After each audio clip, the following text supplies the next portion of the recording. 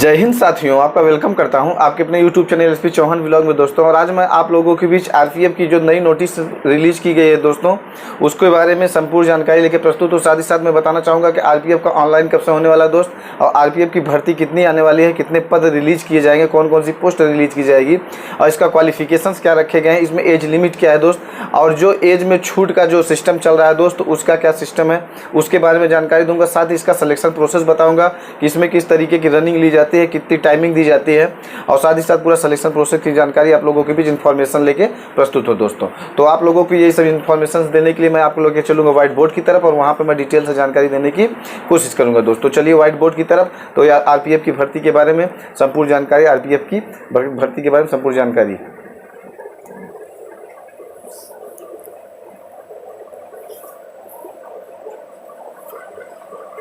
जय हिंद दोस्तों, आपका वेलकम करता हूं आपके अपने YouTube channel SP Chauhan vlog में दोस्तों। और आज मैं आप लोगों के बीच आरपीएफ की जो नई भर्ती रिलीज होने वाली है मेरे भाई, उसका ऑनलाइन कब से स्टार्ट होगा, भर्ती कब रिलीज की जाएगी, साथ ही साथ जो अभी हाल ही में रिलीज किया है आरपीएफ ने एक नोटिस, उस नोटिस के माध्यम से मैं बताना चाहूँगा दोस्तों कि अब आप लोगों की वैकेंसी कब रिलीज होगी और इसमें क्वालिफिकेशन से क्या है दोस्त। और मैं बताना चाहूँगा कि इसकी जानकारी आप लोगों को हो गई होगी दोस्तों। तो उन भाइयों के लिए मैं ये इन्फॉर्मेशन से लेके प्रस्तुत हूँ जिन भाइयों को अभी आरपीएफ की भर्ती के बारे में कुछ भी नॉलेज नहीं है कि इसमें किस तरीके का एज रिक्वायरमेंट होता है, साथ ही साथ इसमें क्वालिफिकेशन क्या होता है, इसका फिजिकल किस तरीके का लिया जाता है, मेडिकल के बारे में क्या इन्फॉर्मेशन है, साथ ही इसका पूरा संपूर्ण इन्फॉर्मेशन मैं देने के लिए प्रस्तुत हूँ दोस्तों। उन भाइयों को जिन भाइयों को इसके बारे में कुछ भी नॉलेज नहीं है दोस्तों, तो मैं बताने के लिए आप लोगों को व्हाइट बोर्ड की तरफ लेके चलूंगा दोस्तों। तो आप लोग वीडियो को अंत तक बने रहिए।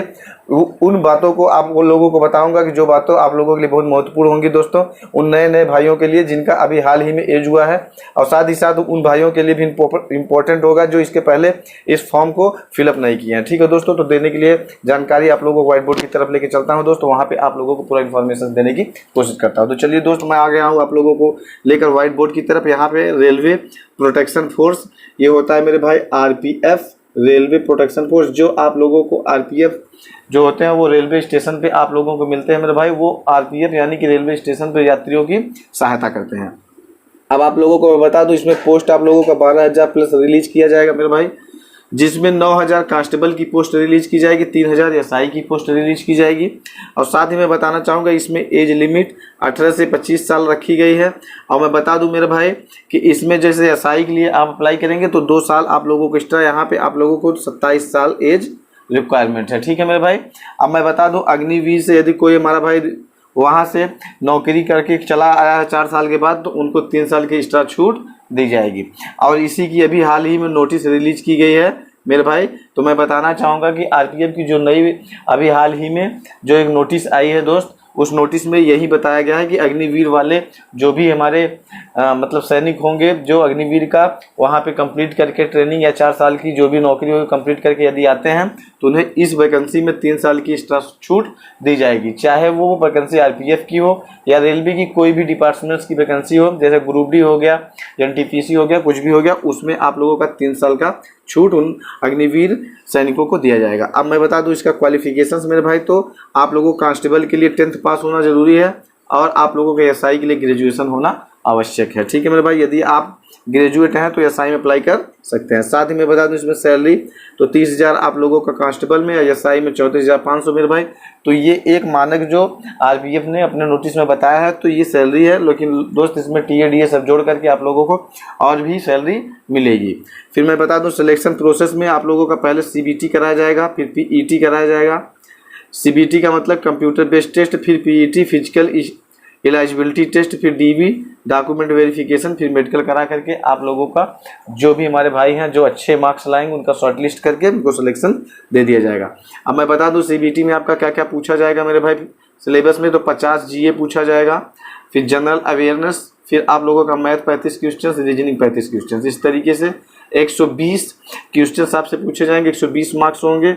और इसमें मैं बता दूं मेरे भाई आप लोगों को साथ ही साथ कि इसमें आप लोगों का सिलेक्शन इसी रिटन बेस पे ही कराया जाता है। साथ ही मैं बता दूं फीस में जनरल ओबीसी ईडब्ल्यूएस वालों को 100 रुपये लिया जाता है, एससी एसटी पीडब्ल्यूडी फीमेल के लिए कोई फीस नहीं रखी गई है। अब साथ ही साथ मैं बता दूं फिजिकल स्टैंडर्ड के बारे में मेरे भाई, तो जनरल वाले जो भी हमारे भाई है 165 सेंटीमीटर की हाइट होनी चाहिए। साथ ही यदि फीमेल है तो 157 आपकी हाइट होनी आवश्यक है। और रनिंग के मामले में 5 मिनट 45 सेकंड में 1600 मीटर फीमेल को दौड़ना है दोस्त, और 3 मिनट 40 सेकंड 800 मीटर फीमेल को दौड़ना है। और चेस्ट जो मेल के लिए रिक्वायर है 80 से 85, यानी नॉर्मल आपका 80 होना चाहिए और फुलाने पे 85 होना चाहिए। ये सब जानकारी दोस्तों यदि आप लोगों को पहले से है तो अच्छी बात है दोस्त। और जिन भाइयों को इसकी जानकारी नहीं थी, यदि उनको ये जानकारी अच्छी लगी हो तो हमसे आप जुड़े रहिए दोस्त। आप लोगों को पल पल की खबर देता रहता हूँ, नई भर्तियों के बारे में आप लोगों को बताता रहता हूँ। तो आप हमसे लंबे समय से भी जुड़ सकते हैं, चैनल को सब्सक्राइब कर सकते हैं। वीडियो यदि अच्छा लगा हो मेरे भाई, कुछ भी इन्फॉर्मेशन अच्छी लगी हो तो भाई का सपोर्ट करेंगे, चैनल को आप सब्सक्राइब कर लेंगे। ठीक है दोस्त, इसी के साथ जय हिंद, जय Bharat, love you all, thank you प्यारे भाइयों, दोस्तों, साथियों, जय हिंद।